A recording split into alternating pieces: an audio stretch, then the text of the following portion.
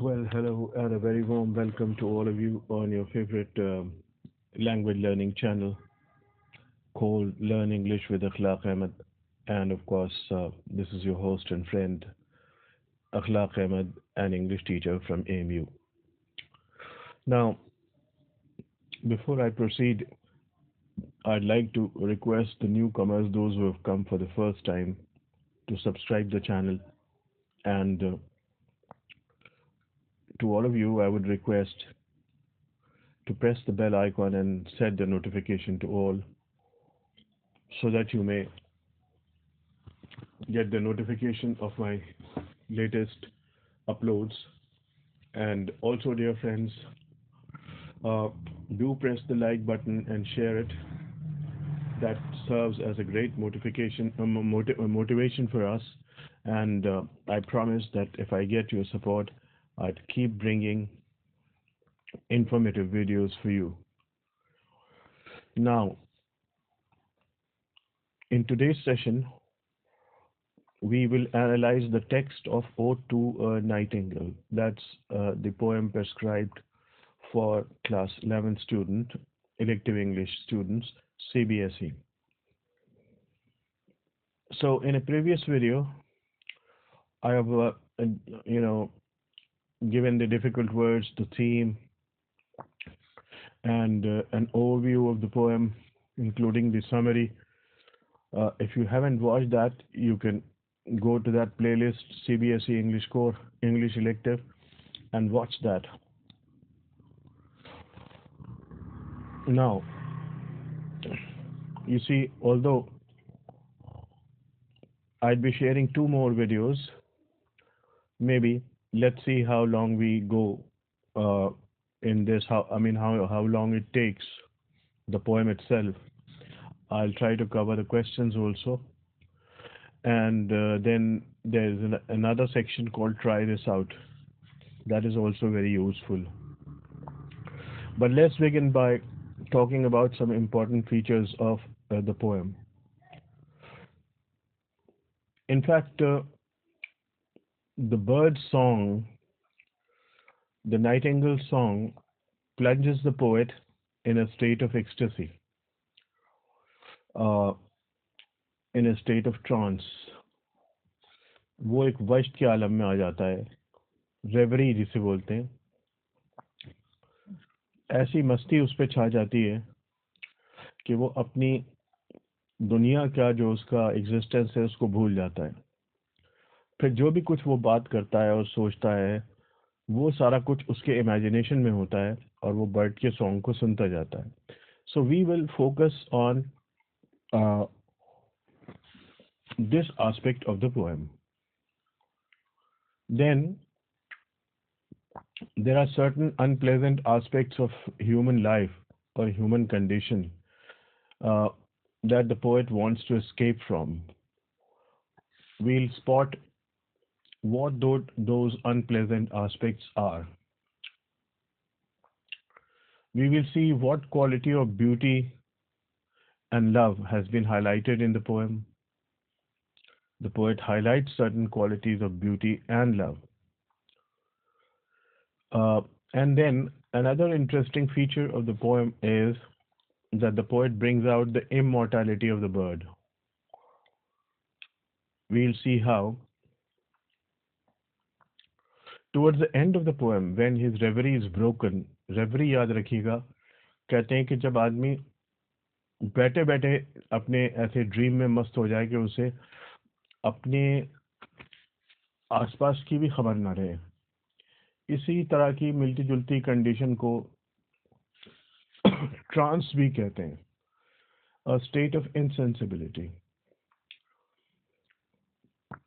So the poet, towards the end of the poem, while talking to the bird, all of a sudden he is tossed back from ecstasy to reality, to despair.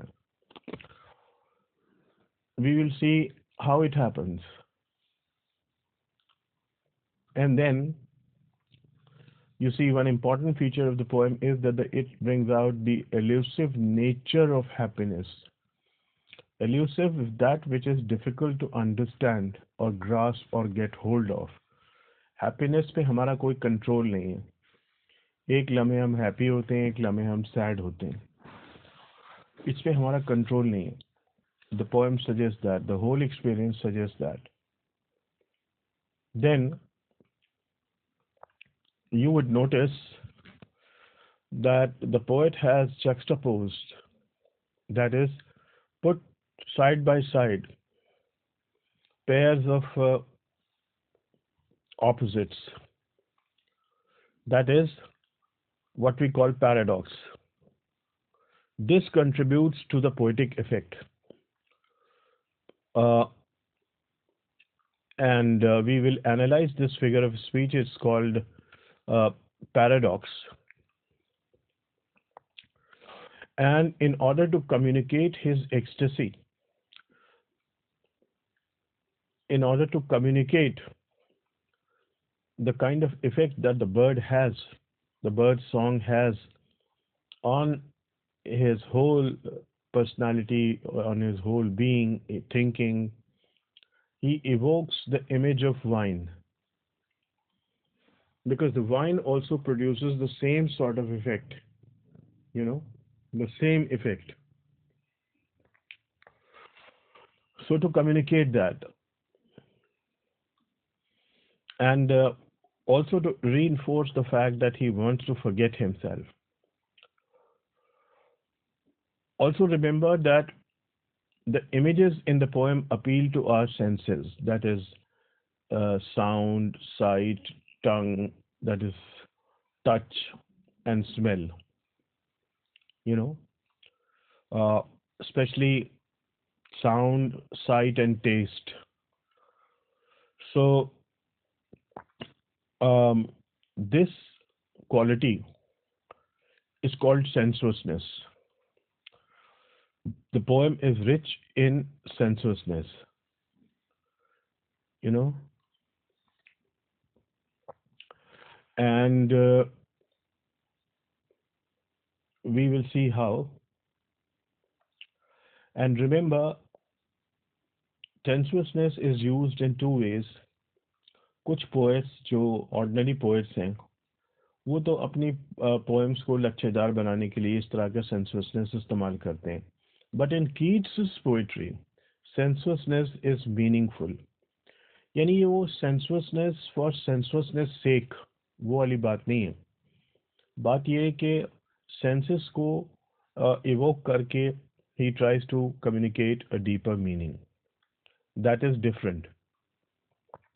That is the quality of the poem. Now, we would also notice that this poem is addressed to the nightingale, and the poems and the poet throughout talks to the bird, you know.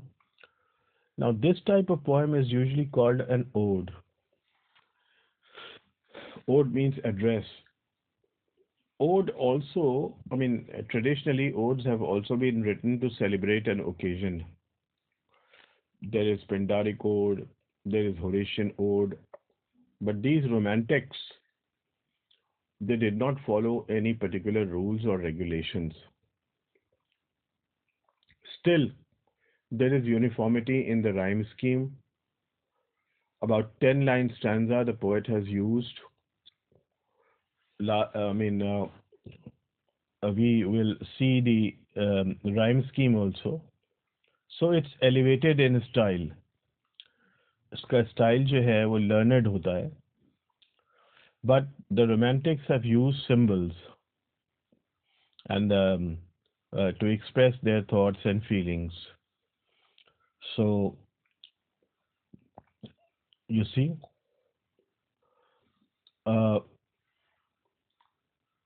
these are some of the important features of the poem, and we would be focusing on these features only.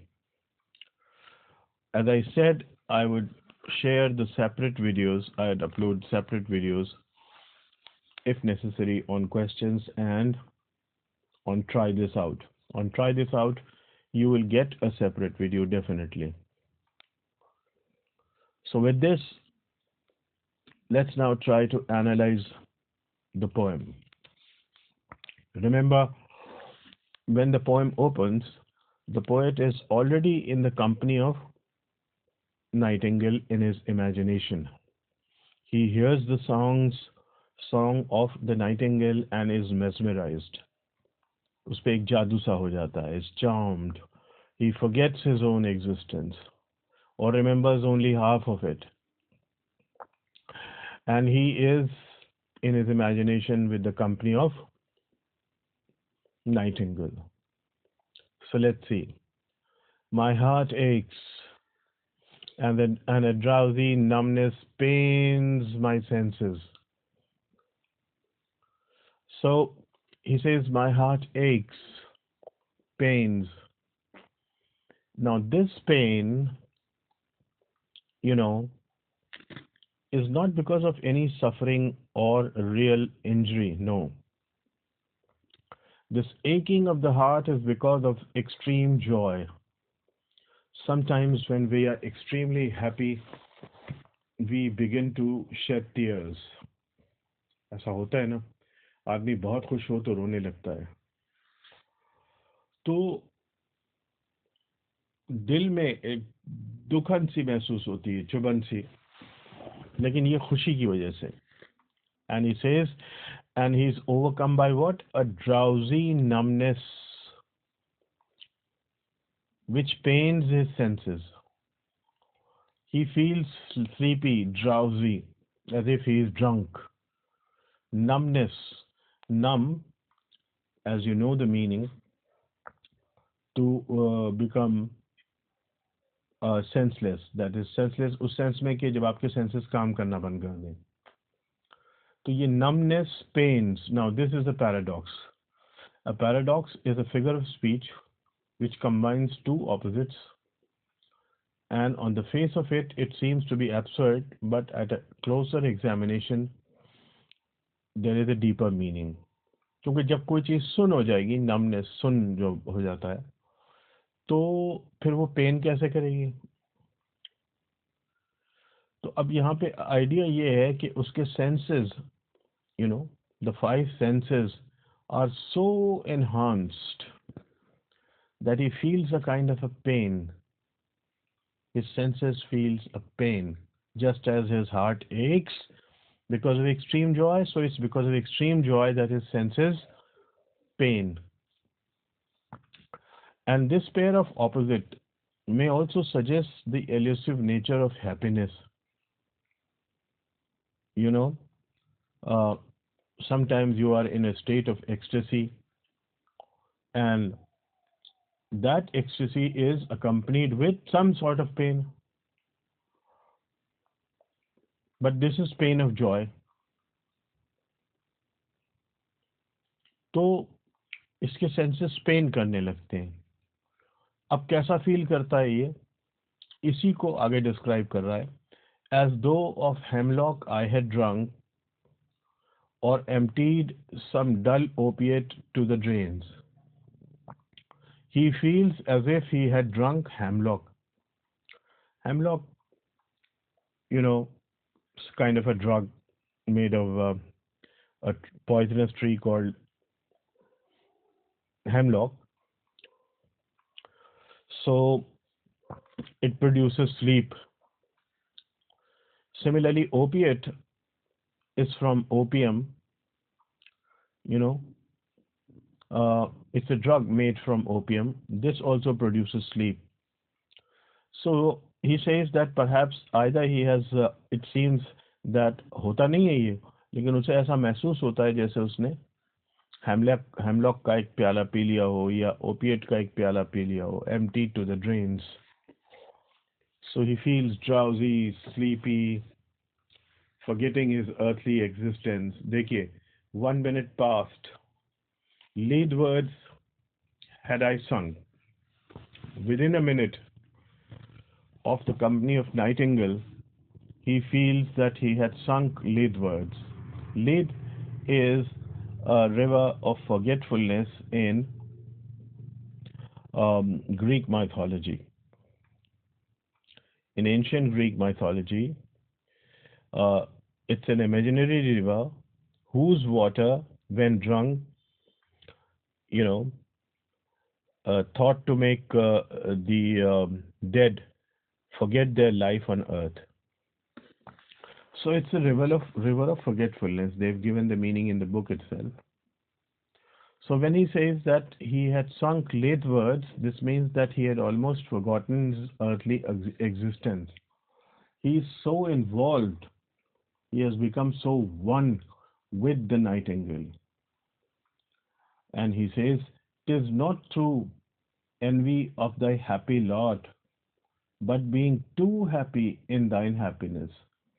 So he says, it's not because he is jealous of the bird, but because he is extremely happy in the happiness of the bird. That thou light winged dryad of the trees, in some melodious plot of beechen green and shadows numberless, singest of summer song, singest of summer in full-throated ease. So here the bird is called a dryad. A dryad, you know, uh, in stories, it's a female spirit that lives in trees. In fact, uh, the Greeks believed that trees were inhabited by by nymphs, you know. So the bird is compared to what? Thou, a light winged dryad, compared to a female spirit or a fairy. It's a simile, remember? And it sings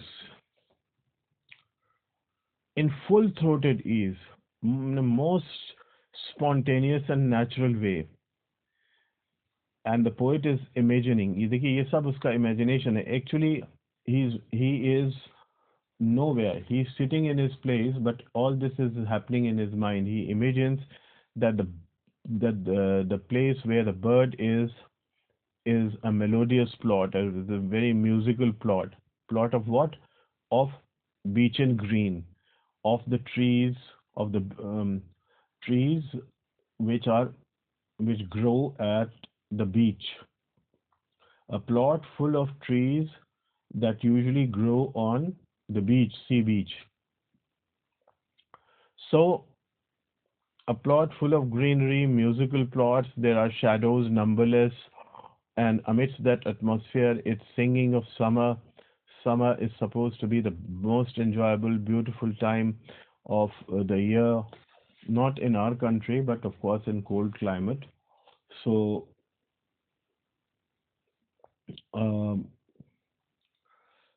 you know, the bird is singing of all that, and the bird and the poet is enjoying it. So, this is stanza one. If we carefully look at the rhyme scheme, then it's pains, drunk, drains, sunk. This means A, B, lot, happiness, trees, plot. So, once again, A, B, and then uh, of beach and green with shadows numberless and ease. So, numberless and ease. Ease rhymes with trees. Here, just a minute. Pains, drunk, drains, uh, sunk. That's A, B.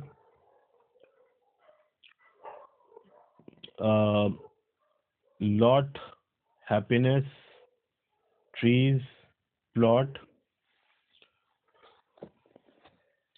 Then numberless and ease.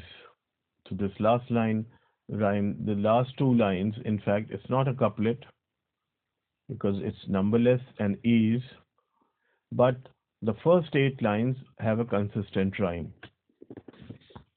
The same pattern you would find in other stanzas also, and you can work out for yourself. Now we come to the second stanza. He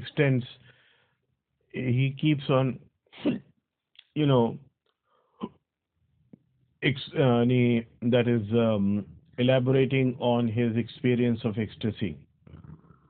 अच्छा, अब ये ecstasy होती क्यों है? जैसा कि मैंने आपको थीम में डिक्टेट किया है कि he undergoes a powerful experience of beauty because of which he uh, undergoes an experience of extreme ecstasy. अच्छा, इसी में उसे परमानेंस और ट्रांजिएंस का एहसास होता है because he feels that the bird's song and the effect that it creates is permanent, whereas human life is impermanent. वो चीज़ आएगी आगे. और इस in this impermanent होते हुए भी अगर हम बर्ड की कंपनी में ब्यूटी के साथ ब्यूटी का एक हमें एक्सपीरियंस हो जाए तो हमें एक परमानेंस की फील एक लम्हे के लिए ही हो जाती है, which is of course a gift for lifetime. So let's move to stanza 1. Or for a draught of vintage that had been cooled a long age in deep delved earth. We will read on and then we'll explain. Tasting of flora and country green, dance, Provençal song, sunburnt mirth. So, he says, or he would like to have a beaker full of warm south, a beaker, just a draught, a small quantity drunk at one time, एक घूंट जिसे कहते हैं, सिर्फ एक घूंट चाहता है वो किस चीज का? विंटेज, एवर एवरग्रीन कह लें या best quality wine. The wine that had been cooled for a long time, for a long age, for a long time, because it has been placed in a deeply dug earth. So वो क्या करते थे पहले के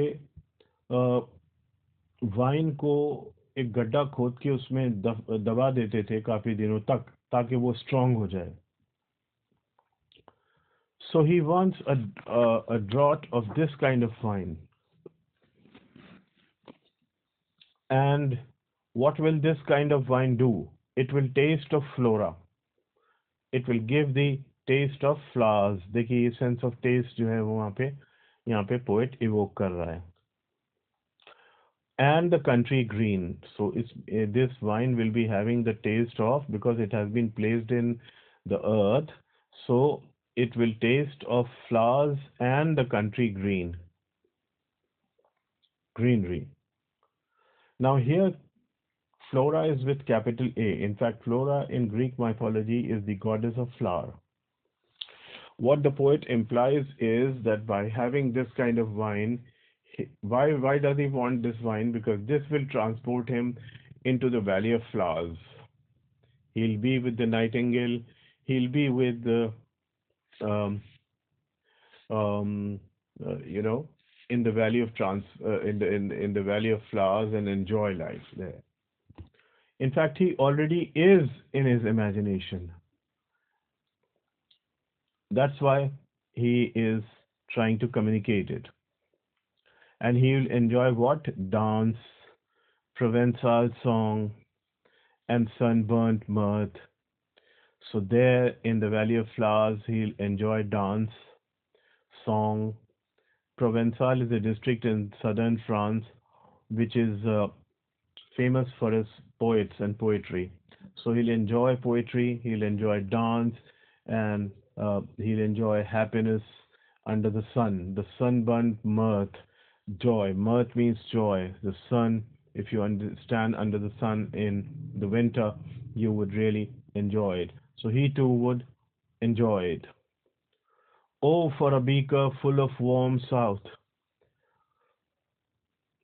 full of true and blushful hypocrisy, with beaded bubbles winking at the brim, and purple stained mouth, that I might drink and leave the world unseen. This is his desire. He wants to escape from this world. This is another reason why he's evoking the image of wine. The one reason is that he wants to communicate his ecstasy, क्योंकि उस पे वही कैफियत आ रही है जो wine से आती है, वही कैफियत नाइटिंगेल के सॉन्ग से आ रही है. So he evokes these images. Secondly, he completely wants to escape from this world. और वो जब ही होता है जब बिल्कुल आदमी ड्रंक हो जाए, नशे में हो जाए, तो उसे अपना earthly existence याद नहीं रहता. Now what he wants a beaker full of warm south, a large cup, beaker, large cup, containing wine from warm south. The south of Europe is warm, and wine from that area must be more intoxicating. And this wine and this cup, he says, should be full of true and blushful hypocrisy. So hypocrisy के माने इन्होंने यहाँ दिए हैं. You know, Hippocrene is a fountain on Mount Helicon associated with poetry. In the poem, it refers to the wine that inspires poetic ability. So, in other words, he wants a beaker full of warm south, a kind of wine that will produce the same effect on him which the water of Hippocrene is likely to produce. The water from Hippocrene will inspire anybody with poetic ability. So he too would be inspired with poetic ability. And अब इस beaker के बारे में कुछ बताया, किस तरह का बीकर होना चाहिए. A beaker with beaded bubbles winking at the brim. ऊपर तक भरा हुआ हो, small balls, बुलबुले से उठ रहे हो, उसमें bubbles उठ रहे हो, winking, forming and breaking at the brim, at the edge of the cup. And purple stained mouth. Purple stained mouth, when a person drinks from such a wine, such a cup. So, because of the genuineness of wine, what happens is that there is the reflection of the color on the face of the drinker. तो उसका जो mouth है वो purple stained हो जाता है. So this kind of wine he wants. And then what else? He wants to drink it and leave the world unseen. He wants to leave this. With thee fade away into the forest dim. He wants to disappear into the forest dim. ये चूंकि पूरी poem नहीं है, बीच में कुछ stanzas हैं जिसमें उसने शो किया है कि किस तरह से वो फॉरेस्ट में बर्ड के साथ एस्केप कर गया है और वहां पे क्या क्या है. But remember all this is in his imagination. अच्छा, अब we'll read it. Fade far away, dissolve and forget what thou among the leaves hast not known. So he says, addressing the bird, that he wants to fade far away deep into the forest, dissolve, completely melt and forget his earthly existence. What the bird has not known. Obviously, the bird lives in a happy world and it's not familiar what kind of miseries there are on earth. Now he would refer to, जैसा आपको शुरू में बताया था, some unpleasant aspects of human life. The weariness, the fever, and the fret. On this earth, what we have, the weariness, being fed up or tired or being fed up of misery. इतनी तकलीफें, दुख, बीमारियां कि हम उकता जाते हैं उससे. The fever, feverish activity, everyone is running after money and all that, and the human values uh, are being crushed. And fret, irritation. Here, where men sit and hear each other groan. Here, what happens? People sit and बजाय इसके कि वो आपस में कोई खुशी की बातें करें, they hear each other grown, complain. लोग क्या होता है, कुछ दो लोग बैठते हैं, कहता है भाई मेरे साथ ये प्रॉब्लम है, मेरे साथ ये प्रॉब्लम है, तो ये माने you know everyone is suffering. There is suffering on the earth. और क्या?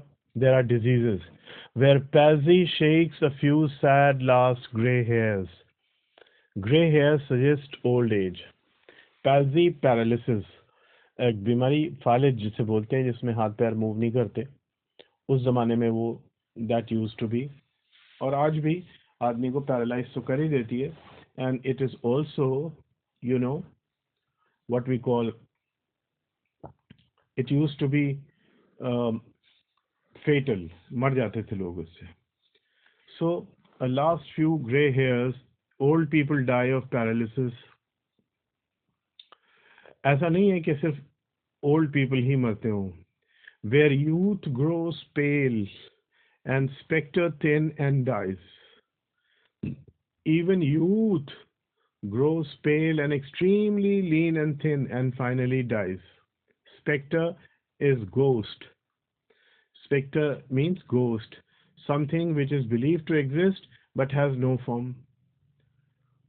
इतना दुबला पतला हो जाना, and finally dies. Some commentators say that it's a reference to Tom Keats, the brother of John Keats, who died in the very arms of the poet at a very young age.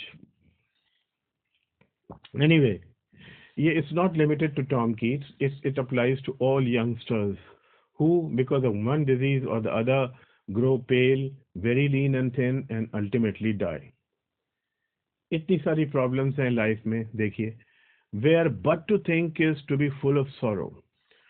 If you just think about the world, you will think of sorrow. Full be sorrow. You will be full of sorrow. यानी आप यूं समझ लीजिए कि दुनिया का दूसरा नाम ही दुख है. And laden-eyed despairs. Laden-eyed despair से क्या मतलब है? Great despairs and disappointment. Because when a person weeps too much, his eyes become as heavy as lead, and this eyelid cannot be moved. So, and when a person, obviously the person weeps in despair or disappointment. So, laden-eyed despair means great despair. Acha, where beauty cannot keep her lustrous eyes, or new love pine at them beyond tomorrow. Because of here he is talking of physical love. Remember, physical love and physical beauty. Beauty is imagined as a beautiful woman, personified here. So beauty cannot keep her lustrous eyes, shining eyes, because this world is so ugly, so full of problems that beauty, physical beauty at least, cannot survive here. And even the lovers, you know, get an opportunity to love beauty only for a day or two. They don't get a chance to love it beyond tomorrow. Though they want to, they are eager, but either they become the victim of some disease, grow old, they lose their charm, and even the beauty, the physical beauty, is also perishable. तो ये तो इस दुनिया का आलम है. Now remember, physical love and physical beauty, but this is contrasted with immortal beauty. So physical love is highlighted in the poem, but as far as beauty is concerned, the quality of beauty that is highlighted is its immortality. वो अगले stanza में आएगा। अब देखिए, this is the condition of the earth, but the real symbol of beauty is the bird song and the bird itself. So that beauty is imperishable, immortal, and it is contrasted with the perishable physical beauty. जो physical beauty है उससे contrast है immortal beauty का और physical love का. So there is no place for physical love or physical beauty in this world. But the most genuine quality of physical beauty, beauty is that it is immortal. वो हम इस stanza में देखेंगे. Thou wast not born for death, immortal bird. Now, addressing the bird, he says, look, you were not born for death. You are an immortal bird. अब scientifically तो ये सही नहीं है, because obviously the bird also dies. But what actually the poet means is that the beauty of the bird's song is immortal. Um, from time immemorial, its song has been creating a very positive, consoling effect on all dejected hearts. So, in a way, that beauty is everlasting. No hungry generations tread thee down. So, that is, hungry generation here refers to the generation of human beings. So, no hungry generations can crush you. Look, the voice I hear this passing night was heard in ancient days by emperor and clown. So the song that he heard this time, and he fell in a reverie, he was plunged in ecstasy. The same song was heard in ancient times by emperor and clown. Clown joker को कहते हैं, but by emperor here symbolizes rich people and clown poor people. So rich and poor alike, they were delighted by the song of the bird. Perhaps the self same song found a path through the sad heart of Ruth when, sick for home, she stood in tears amid alien corn. देखिए, Ruth के बारे में इन्होंने reference दिया हुआ है, इसको हम क्विकली पढ़ लेते हैं. A woman in Bible who left her own people to live with her mother-in-law, Naomi. After the death of her husband, marries Boaz and is the ancestor of David, King David. So, Ruth decided to stay with her mother-in-law. She was standing amid the alien corn, foreign cornfields where she was working with her mother-in-law, and she was feeling homesick, right? And was in tears. So at that time, it was the Nightingale's song that consoled her. You see,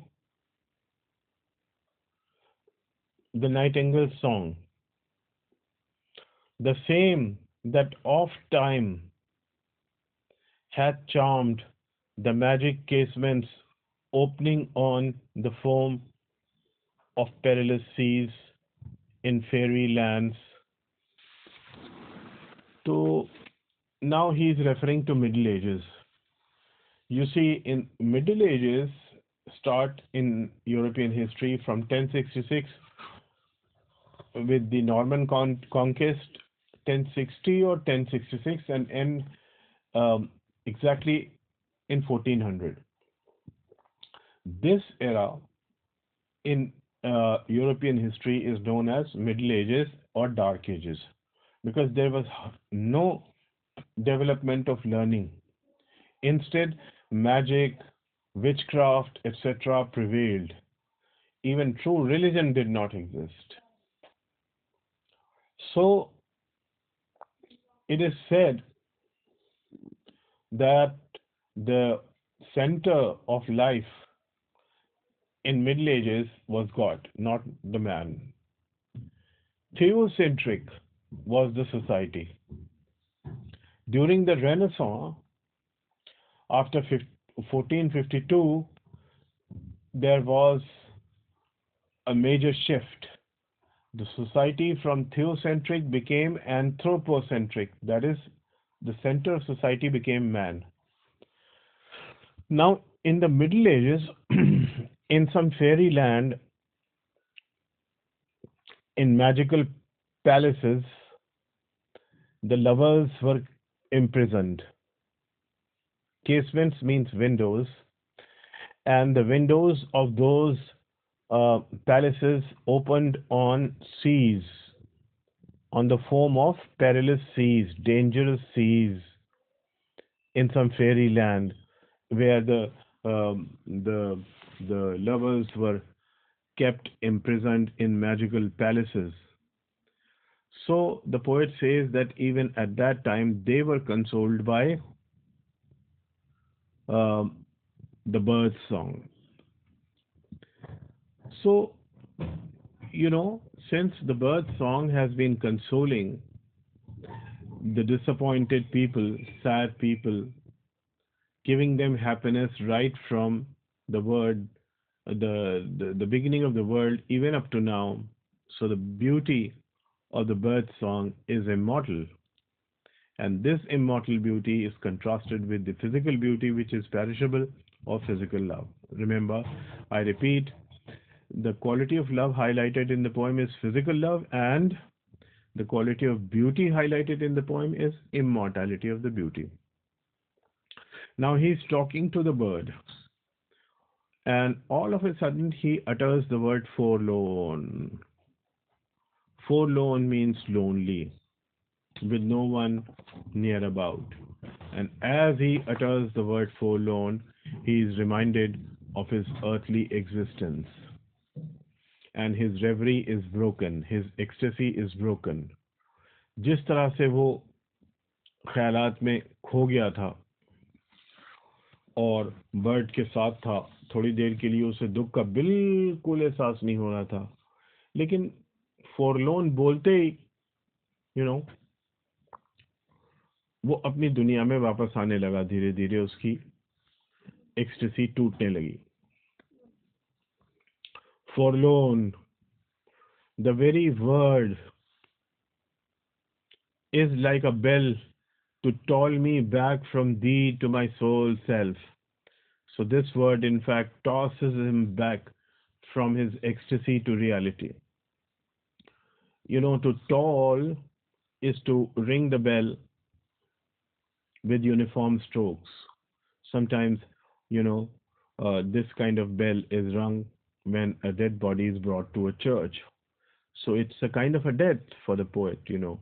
He is brought from ecstasy to sadness once again, his soul self, his lonely self again.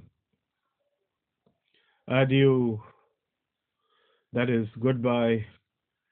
Fancy cannot cheat so well as she is famed to do, deceiving elf.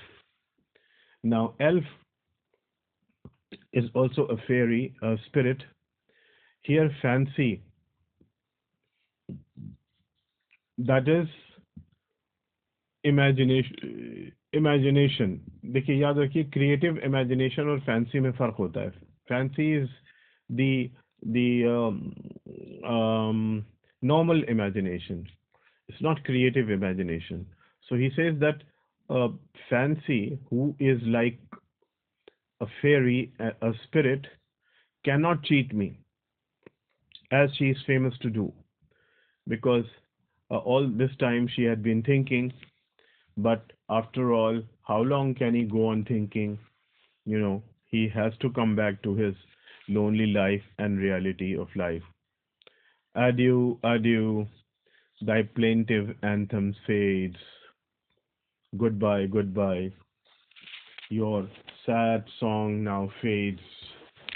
You see, notice that the poet now calls the same song which gives him happiness as plaintive, that is sad. Now, the song is not sad, but it is but the fact that the song is moving away from him in his imagination, अब उसकी imagination में उसको वो song इतना clear नहीं सुनाई देगा. So there is a touch of sadness to it now. Past the near widows, over the still streams, he thinks that the bird is flying away from him, and it has now passed the mere meadows or meadows. You know, a meadow is a grazing ground where animals are grazed. And now the bird is over the stream and then up the hillside. तो ये जिस जिस तरह से bird move, उसको imagination में लगता है कि बर्ड मूव करती रहती है, बर्ड का सॉन्ग जो है वो उसे कम से कम सुनाई देता है. And finally it is buried deep in the next valley glades. Then he feels that the song completely disappears, buried, and he feels that the bird has settled in the next valley glades. Glades are the open spaces between the trees of a forest. Now he is puzzled. When he comes back to reality, he is completely puzzled. He says, was it a vision or a waking dream? So, a vision means a thing seen in imagination, trance like state of mind. जब अपने ऊपर complete काबू ही ना हो, तब उसमें जो चीज़ दिखाई दे, तो अब उसे समझ में नहीं आता कि उसका ये एक्सपीरियंस क्या था. Was it a vision or was it a waking dream? देखिए ये it's another pair of opposite. एक ड्रीम, वेकिंग ड्रीम कैसे हो सकता है? Either you can be awake or you can be dreaming. Waking dream, जागते हुए भी आदमी जो ख्वाब देखता है, he was completely lost in a dream of happiness for a while. Deeper meaning इसका यही होगा कि while being awake, he was completely lost with the beauty of the bird's song, and he is puzzled. He doesn't understand it. What it was? Was it a waking dream or a vision? Fled is that music.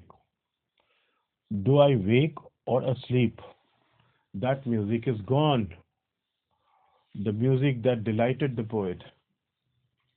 Unfortunately, that is gone, and he doesn't know whether he is asleep or awake, whether it was a dream or a vision. All this is a mystery, but he had this experience.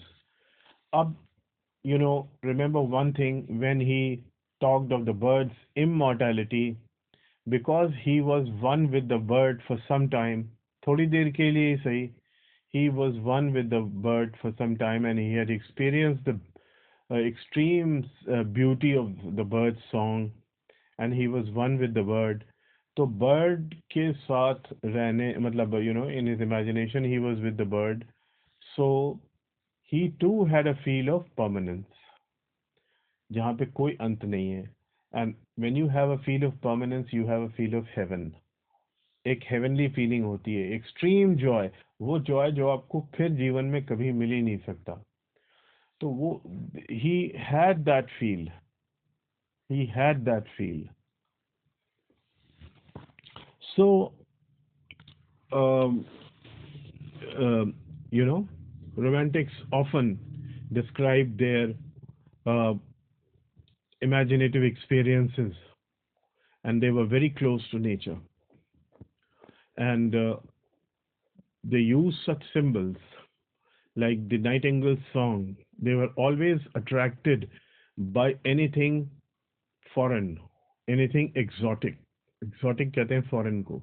याद रखिए, Nightingale is a bird that you won't find in cold climate. England में नहीं होती Nightingale. It's in Iran and Iraq, hot climate, that you have Nightingale. But the poet was attracted by it. They were attracted by anything foreign. And for them, Nightingale or Nightingale song is a thing of beauty, is a symbol of beauty. अब इसको हमारे लिए symbol of beauty कुछ भी हो सकता है. But the fact is that Genuine beauty is not perishable, it's immortal, and it gives us a feel of immortality also, and that is extreme joy. वो हमें थोड़ी देर के लिए अमर कर देता है, अमृत जैसे हमने पी लिया हो. So it was that kind of an experience that the poet underwent in the company of the bird in his imagination. So he was talking to the bird, but towards the end he comes back to reality. Acha, the whole experience described in the poem itself suggests the elusive nature of happiness. One moment we are happy. For some time, the poet was happy, enjoying flora, transported into the Valley of Flowers, Provençal song, and blushful hypocrite, and whatnot. He was on top of the world as far as joy was concerned. But as soon as he uttered the word forlorn, he was back to his painful real life. यही है जिंदगी का सत्य. This is the truth of life. A moment we are happy, another moment we are sad.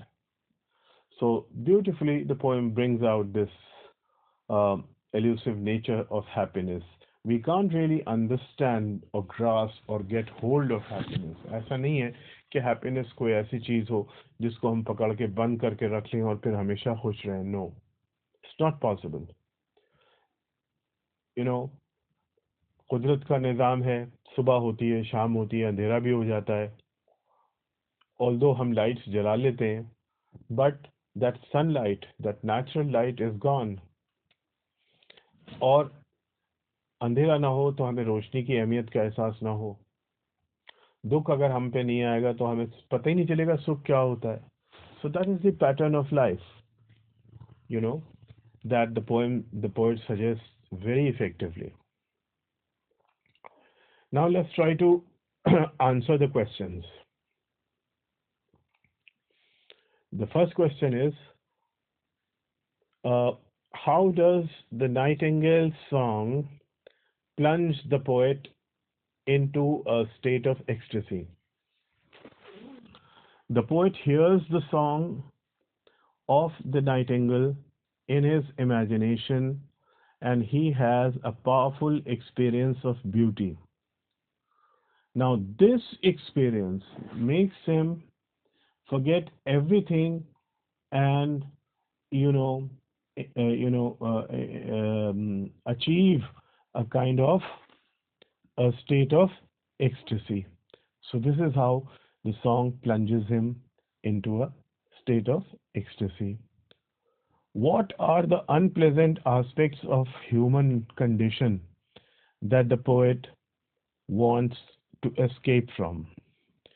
वो जैसा कि हमने देखा, the weariness, the fever and the fret, various diseases which cause old people to die and young people to die, disappointment, great disappointment, leaden-eyed despair here on earth. Physical beauty cannot survive, nor physical love can have a longer stay. So all these aspects of life he wants to escape from. What quality of beauty and love does the poem highlight? As far as love, love is concerned, the poet highlights the physical love. Physically, there is no space for love here, and physically, there is no space for beauty here. Physical beauty and physical love, no space. But as far as beauty is concerned, the quality of beauty that is highlighted in the poem is its immortality, because he calls the bird an immortal bird, and this immortality of beauty is contrasted with the mortality or the impermanence of physical beauty and physical love. तो इसमें confuse ना होइएगा. Physical beauty को highlight नहीं किया, बल्कि beauty की किस quality को हाईलाइट किया है? इमॉर्टैलिटी को. हाँ, लव की फिजिकल क्वालिटी को हाईलाइट किया है. How does the poet bring out the mortality of the bird. The poet says that the bird's song has been delighting uh, disappointed people, sad people, right from the time immemorial.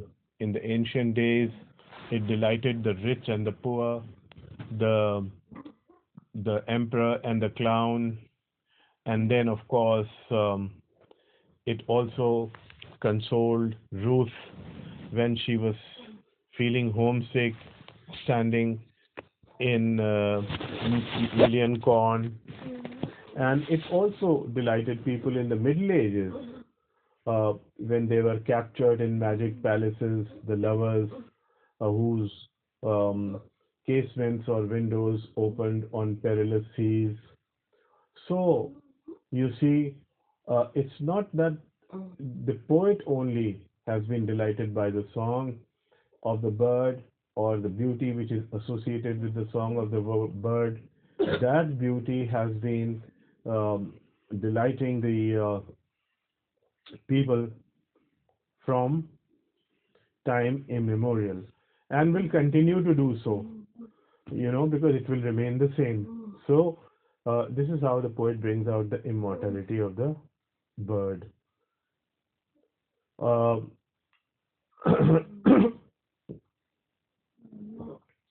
uh, then, how is the poet tossed back from ecstasy into despair? While talking to the bird, especially while talking about the immortality of the bird, all of a sudden he utters the word forlorn. And as soon as he utters the word forlorn, which means sad or all alone, he immediately becomes conscious of his earthly existence and his reverie or ecstasy is broken. So, in a way, he is tossed back to despair. Finally, how does the poem bring out the elusive nature of happiness in human life, in human existence?